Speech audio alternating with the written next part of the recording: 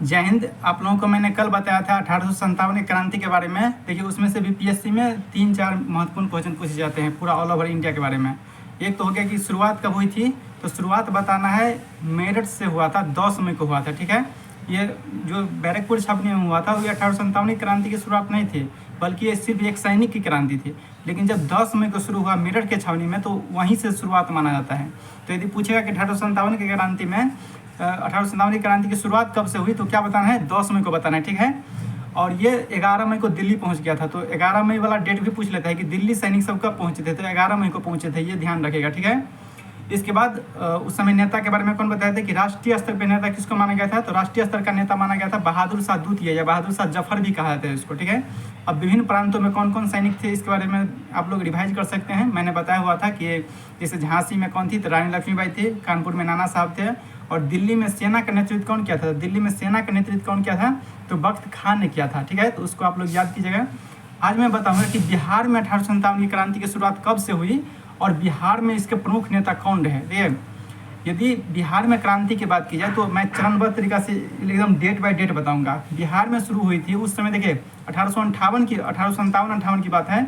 उस समय बिहार, बंगाल और उड़ीसा तीनों एक ही क्षेत्र में शामिल था, तो इसलिए बिहार में क्रांति की शुरुआत माना जाता है। फिर भी बंगाल से नहीं माना जाता है, बल्कि 12 जून को हुआ था देवघर जिला, जहाँ पे एक भोलानाथ का मंदिर है अभी, वहाँ पे देवघर जिला झारखंड में, जहाँ पे लोग सब सुल्तानगंज से जल भर के जाते हैं, तो वही देवघर जिला से 12 जून को विद्रोह की शुरुआत हुई थी। ठीक है, 32 इन्फेंट्री रेजिमेंट के सैनिकों द्वारा, और उसमें 2 अंग्रेज मारे गए थे, एक तो नॉर्मन लेस्ली और सर्जन ग्रांट मारे गए थे।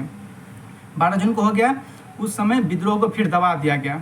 इसके बाद फिर आ गया विद्रोह, 3 जुलाई को विद्रोह हुआ, फिर पटना में शुरू हुआ पीर अली के नेतृत्व में। पीर अली कौन थे, तो पीर अली पुस्तक विक्रेता थे। उन्होंने क्या किया, तो अपने साथियों को संगठित करके विद्रोह किया, और इस विद्रोह में अंग्रेज का अफीम एजेंट था, जो अफीम के कारोबार करता था, लोयल उसका नाम था, डॉक्टर आर लोयल उसका नाम था, तो वो मारा गया उस दिन। उस समय पटना के कमिश्नर थे विलियम टेलर ने विद्रोह को दबा दिया, और उन्होंने पीर अली समेत 17 व्यक्तियों को फांसी दे दिया। अब यहाँ पे भी शांत हो गया मामला।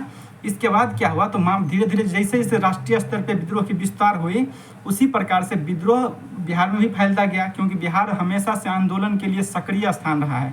किसी भी आप समय देखिएगा, यदि राष्ट्रीय स्तर पर आंदोलन होता है तो बिहार का उसमें महत्वपूर्ण भागीदारी होते हैं। तो उसी समय क्या हुआ, तो मुजफ्फरपुर में एक छावनी था, वहाँ के कुछ सैनिकों ने विद्रोह कर दिया। उसके बाद क्या हुआ कि दानापुर में 3 रेजिमेंट था सैनिकों का, तो दानापुर के सैनिकों ने भी क्या किया, तो वहाँ पे 3 रेजिमेंट के सैनिकों ने भी विद्रोह कर दिया। ये सभी सैनिक संगठित होकर क्या हुए, तो बाबू वीर कुंवर सिंह, जो कि जगदीशपुर के जमींदार उस समय नहीं थे, बल्कि उससे जमींदारी छीन ली गई थी अंग्रेजों के द्वारा। इसी कारण वे भी नाराज हो गए थे। ठीक है, अंग्रेजों के प्रति विरुद्ध हो गए थे, और वो भी इसी के ताक में थे कि वो किसी भी प्रकार से अंग्रेजों से इसका बदला ले। तो जब लगभग कुल मिला के टोटल 4000 सैनिक बाबू कुंवर सिंह के नेतृत्व में आए, और उन्होंने 25 जुलाई को पहुंचे थे बाबू वीर कुंवर सिंह के पास। तो बाबू वीर कुंवर सिंह क्योंकि एक जमींदार थे, तो उसको पूरा संगठन के बारे में मालूम था, तो उन्होंने 4000 सैनिकों को संगठित किया। जो भारतीय सैनिक अंग्रेजी के छावनी से आए थे, तो उसके पास आधुनिक हथियार था। इसी कारण बाबू वीर कुंवर सिंह आगे जाके ज़्यादा सफल हो पाया, और ज़्यादा ब्रिटिश अधिकारियों को हराने में वो कामयाब भी हुए दूसरे राजाओं या महाराजाओं की तुलना में। ठीक है, इसमें क्या हुआ, तो वहाँ पे जब 25 जुलाई को आए, तो 27 जुलाई को उन्होंने संगठित किया, और 27 जुलाई को उन्होंने आरा जिला पर अटैक कर दिया। आरा जिला के हेड क्वार्टर पर उन्होंने, इसलिए याद रखेगा, 25 जुलाई को संगठित किया, और आए 4000 सैनिक लगभग। 27 जुलाई को उन्होंने अटैक किया आरा डिस्ट्रिक्ट पे, और उसके हेड क्वार्टर पर कब्जा कर लिया बाबू वीर कुंवर सिंह ने। उस समय वो आरा डिस्ट्रिक्ट को छुड़ाने के लिए आया था कौन, तो कैप्टन डनवर के नेतृत्व में सेना भेजी गई थी। लेकिन बाबू वीर कुंवर सिंह ने उस सेना को इतना मारा कि कैप्टन डनवर भी मारा गया, और उसका सेना भी पूरा समाप्त हो गया। उसके बाद फिर 30 जुलाई को ली ग्रांट के नेतृत्व में भेजी गई सेना। ली ग्रांट ने क्या किया, तो जाना कि उसके पास 4000 सैनिक है, और क्योंकि अंग्रेज के छावनी से ही सैनिक से भाग के आए थे, तो उसके पास आधुनिक हथियार भी था, जो हथियार था उसके पास वो भी थे। और बाबू वीर कुंवर सिंह ने सबसे पहले क्या किया था, तो जगदीशपुर में ही एक फैक्ट्री भी स्थापित कर दिया था आधुनिक गोला बारूद स्थापित करने का। तो उन्होंने क्या किया, ली ग्रांट ने तोप, गोला बारूद और आधुनिक हथियारों का प्रयोग किया, जिसके कारण से आरा छोड़ना पड़ा बाबू वीर कुंवर सिंह को। और आरा छोड़ने के कारण से फिर उन्होंने क्या किया, तो आरा छोड़ना पड़ा, तो अंग्रेज़ों ने उसके जो महल था उसको गिरा दिया, उसका मंदिर था उसको तोड़ दिया गया। उसके बाद बाबू वीर कुंवर सिंह भाई, तो अभी युद्ध अभी तो शुरुआती हुआ था ना, तो छोड़ना पड़ा, इसका मतलब कि थोड़ी कि लड़ के मर जाए। तो उन्होंने क्या किया कि क्योंकि यूपी में भी कई जगहों में विद्रोह शुरू हो रहा था, जैसे यूपी में कानपुर में विद्रोह हो रहा था, झांसी में विद्रोह हो रहा था, अवध के क्षेत्र जहाँ पे लखनऊ है अवध के अंतर्गत आता था उस समय, तो वहाँ पे विद्रोह हो रहा था। तो उस क्षेत्र में उन्होंने उधर की ओर सोचा कि सभी क्रांतिकारी एक संगठित होकर यदि युद्ध करेंगे तो उसे ज़्यादा तरीके से अच्छे तरीके से पराजित कर पाएंगे। तो इसलिए उन्होंने देखिए सबसे पहले जगदीशपुर जो छोड़ा उन्होंने, तो कहाँ पहुँचा, सबसे पहले रीवा छोड़ा। एक क्वेश्चन और पूछता है कि रीवा के जो शासक थे उस समय उसको रीवा में प्रवेश नहीं करने देते थे, परंतु वहाँ के सहयोगियों की मदद से जगदीशपुर में रीवा में प्रवेश किए जगदीशपुर के जमींदार बाबू वीर कुंवर सिंह। और माना जाता है, एक क्वेश्चन पूछता है बीपीएससी में कि कौन प्रदेश में प्रवेश करने के लिए बाबू वीर कुंवर सिंह को वहाँ के साथियों ने ही सहयोग किया था, तो रीवा में प्रवेश करने के लिए। रीवा के बाद बाबू वीर कुंवर सिंह बांदा में प्रवेश किए, और बांदा के बाद फिर अवध गए। तो अवध के नवाब उस समय कौन था, हम बताए थे आप लोगों को, अवध के नवाब कौन था उस समय, तो वाजिद अली शाह। और वाजिद अली शाह की पत्नी थी बेगम हजरत महल, जिन्होंने लखनऊ में विद्रोह का नेतृत्व किया था। तो वाजिद अली शाह ने उसको आजमगढ़ किला का फरमान दिया था बाबू वीर कुंवर सिंह को। तो आजमगढ़ किला में उन्होंने अपना डेरा डंडा डाला और सैनिकों के छावनी के रूप में स्थापित किया, पूरा संगठित किया सैनिकों को। आजमगढ़ किला में 25 अगस्त 1857 को, याद रखिएगा डेट, 25 अगस्त 1857 को आजमगढ़ घोषणा हुआ था। और ये घोषणा विशेष रूप से किससे संबंधित था, तो ये था संपूर्ण पूरे देश में इस मतलब लोगों को संगठित करने के लिए घोषणा की गई थी। इसमें कई सारे पॉइंट थे, जिसमें था कि यदि भारतीय शासक राज स्थापित होता है तो इसमें शासक के रूप में कौन रहेगा दिल्ली में, तो बहादुर शाह जफर या द्वितीय रहेंगे। उसके बाद कौन रहेगा, तो उसके बाद रहेंगे कौन, तो जो जहाँ पे जो क्षेत्रीय राजा का अधिकार है वो उसका वही राज करेगा, वहाँ पे किसान, जमींदार, व्यापारी सभी का अधिकार सुरक्षित रखा जाएगा। मतलब सभी वर्गों को हितों को ध्यान में रखते हुए ये घोषणा जारी की गई थी। लेकिन देखिए उस समय इतना इन्फॉर्मेशन सिस्टम नहीं था, अभी जैसे टेलीग्राम की सुविधा है, मोबाइल की सुविधा है, उस समय नहीं था, तो इसलिए सूचना सभी वर्गों तक नहीं पहुँच पाई। इसके कारण से क्या हुआ, तो इतना संगठित नहीं हो पाए लोग। इसके बाद क्या हुआ, अब 25 अगस्त को हो गया, फिर उस समय तो हुआ, तैयारी हुआ, बहुत हुआ। फिर कानपुर में उन्होंने बाबू वीर कुंवर सिंह ने कानपुर में दिसंबर 1857 में विद्रोह हुआ, तो नाना साहब के साथ उन्होंने कानपुर में अंग्रेजों के विरुद्ध लड़ाई भी की है। इसके बाद क्या हुआ, कानपुर में जब नाना साहब हार गए, अंग्रेजों की जीत हो गई, उस समय ब्रिटिश अधिकारी थे, उन्होंने दबा दिया कानपुर के विद्रोह को। उसके बाद बाबू वीर कुंवर सिंह क्या किया, तो एक सोचा कि अब जगदीशपुर की ओर लौटते हैं, क्योंकि उधर जो हालत हो रही थी वो ख़राब होते जा रही थी, क्योंकि दिल्ली में विद्रोह को दबा दिया गया था कैंप निकलसन और हडसन के द्वारा। तो इसके बाद क्या हुआ, कानपुर की ओर जब इधर की ओर लौट रहे थे, तो एक शिवपुर घाट है, शिवराजपुर घाट ये कहा जाता है, शिवराज घाट या शिवपुर घाट कहा जाता है, जो कि कानपुर में है, गंगा नदी के तट पे है, ठीक है।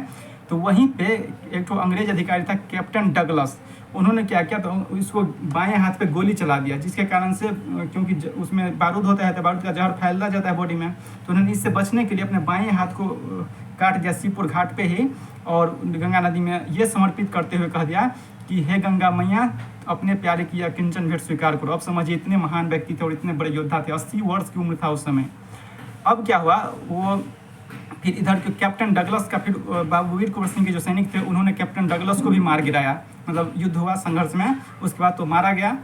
बाबू वीर कुंवर सिंह फिर आए, फिर 22 अप्रैल को वे जगदीशपुर की ओर प्रस्थान करके 22 अप्रैल को युद्ध हुआ, तो इसमें कैप्टन डगलस मारा गया।